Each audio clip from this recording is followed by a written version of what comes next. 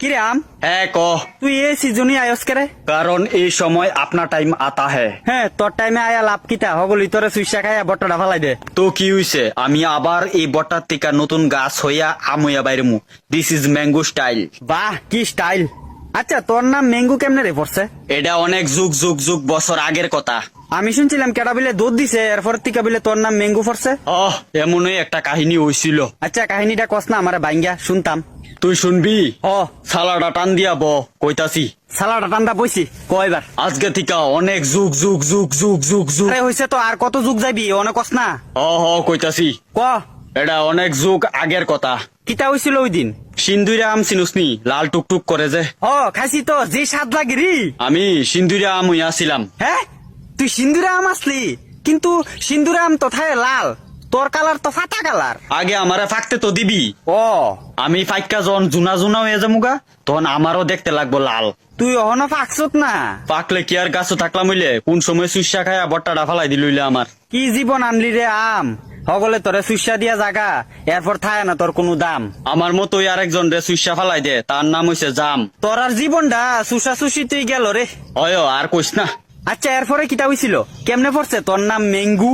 আমি ওই সময়ের যুগে পাইকা সিন্দুরা মইয়া গাছে ঝুলতাছি, আর একটা মায়া ডিলে ডিলে আমার গাছের নিচে যাইতো আর ছায়া থাকতো আমার দিকে। বাবা, তুই দি পুরা হিরো আসলি, তোর দিকে মায়া ফ্যান ছায়া থাকতো। সবাই আমারে সুস্থে পারতো, এলিগা সবাই আমারে পছন্দ করতো। কিন্তু ওই মায়াটা আছে না, বেতালা সুন্দর আসলো রে, একদম সাদা কালারের আসলো। তুই কিতা মায়াটারে পছন্দ করতি নাকি?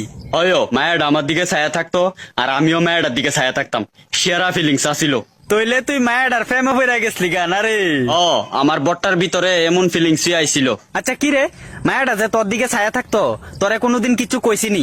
বেটা, একদিন আমার দিকে ছায়া কইতাছে, hey fruit come to me, come to me. Come to me, come to me মানে? মানে মায়াটা বাংলা জানতো না, ইংলিশে কথা কইতো। তো কাম টু মি মানে মায়াটা আমার ডাকতাছে, মায়াটার কাছে যাইতাম। বাহ, তোর তো পুরা ছক্কা লাগিয়ে গেছে গা, মায়া তোরে ডাকতাছে। শেয়ারা শেয়ারা, তুই এরপরে গেছুত নি মায়াটার কাছে? না রে, আমার বট্টার ভিতরের ফিলিংসটা শেষ হয়ে গেল। কে রে, আবার কিতা হইছিল? থাক, বাদ দে, এরপরে আমি আর কইতে পারতাম না। কস না কস না কস না কস না। এখন তাইর কথা মনে পড়লে আমার বট্টাটা কান্দে। বট্টা কান্দে মানে? তোরা যখন সেকা খাস তখন তোরার মন কান্দে, কিন্তু আমি যখন সেকা খাই তখন আমার বট্টা কান্দে। তাইর কথা বেতালা মনে পড়ে রে। এরপর কিতা মায়াটা তোরা আর দেখতো আইছে না? আর কইস না, একটা বাঙালি ফুলা তাইর পিছনে পাগল হয়ে গেছে গা। কস কিতা? কাহিনীর ভিতরে টুইস্ট, তোর প্রেমিকার পিছনে আরেক বেটা পড়ে গেছে গা।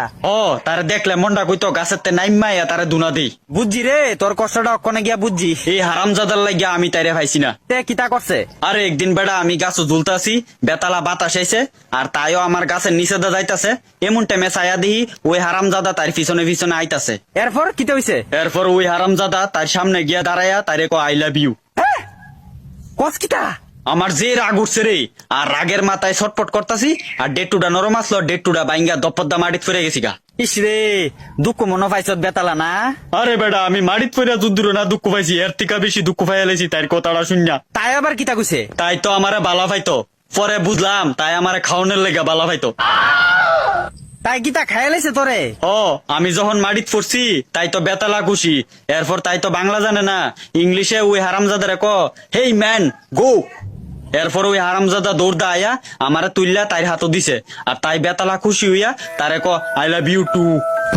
তারা দুজনে আমারে সিরা ফাইরা সুইসা খাইয়া লাইছে। এরপর থেকে আমার প্রজাতির আম যখন দপদ্দা মাটিত পড়ে তখন সবাই ক হেই ম্যান গো, হেই ম্যান গো, ইতা কথা কথা আমার নাম পড়ে আসা ম্যাঙ্গো।